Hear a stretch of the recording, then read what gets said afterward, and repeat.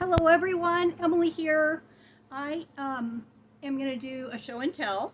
I made this blanket for my new grandbaby that's coming in February. It's going to be a girl. Um, my son has 3 girls right now, so we're keeping our fingers crossed it's a boy. But my daughter has 5 kids and she has 4 boys and 1 girl. So we have boys in the family. So if it's a girl, and as long as she's healthy like the rest of the grandkids, we're going to be very happy. So I made this really pretty blanket. It is squares, and I made my squares in pink, and I decided to go around it with gray, just because gray is such a nice neutral color. You can see here, I gotta bury some yarn, but oh, I'm showing you the back. But let me tell you, I did a video on me and my daughter went to Michael's and I got me a skein of Ogo yarn for $3. It was in clearance aisle. It was all tore up. And so for $3 I got the skein. There was more colors. There was red in it and a different gray. This is Mainstay. But the colors here are all from that Ogo, and so I have so much of it left. I probably have enough to do another blanket like this with red and the gray. So you can see here that I used 2 different color pinks and my brown, and you probably can't see it very well in the camera, but there's little flecks of pink in it. And then this pink, the middle, was in that Ogo yarn. So I really like it.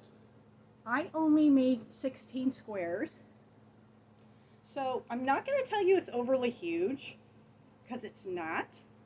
And then I did a front and back post for the border, and you know me, I love this stitch. If you've seen my channel before, I really enjoy doing this stitch. It's so flexible, and it's heavy. Oh, I like to have a whole blanket out of this, but it's nice and heavy. And so I'm really happy the way it turned out. I used a needle and thread to sew them together. And I just went straight through and then straight through, and see how it makes such a pretty gathering. Then I went around it with my half double crochets, and then I did my double crochet, and then I started doing my front and back post, and I did 4 rows of those. So even though it doesn't seem like I went around a lot, the border's still really nice. Now, what gave me the idea to do this blanket? My daughter made a blanket out of littler squares for her son's teacher. She is pregnant. She says she's huge and she can't wait to send the blanket with my grandson. So when she made that and sent me a picture, I thought it was so beautiful. I had to make one for my new grandbaby. And at the end, I'm going to put pictures of her so you can see hers, my inspiration of a daughter. And I just want to tell you, thank you very much. Have a great day. This is a great project. I'll tell you, I did the middle pieces first. I just did the middle first. And then I went back and I did all the pinks on all of them. Did the brown with the pink flakes in them. And then I did the pink around the outside. And then I went around twice with my gray. And here you can see I did a triple stitch and went down to the stitch below, so that's why it gives it that pretty accent around it. And then I went around again with a double crochet, and then I sewed them together and did my border. So you can see that my square is just so pretty. I'm so happy with it. And if you've seen the other stuff I've made, or maybe go back and look at the ugliest COVID blanket ever, because I made a blanket when I had COVID, and I was really sick for a week and a half, 2 weeks, and I would wake up, and I don't know why I thought it was going to be really super cute. It's really ugly. Anyway, and you know what? It's right here. I have like a hope chest right here, and so I decided this was too ugly to give away. So I put it on there for the cats to lay on while the cushions are being washed, because I bought cushions to put on top. They love to lay on the cushions, and you can't even see the cushion through the hair. I have 8 cats. But this is the ugliest COVID blanket ever.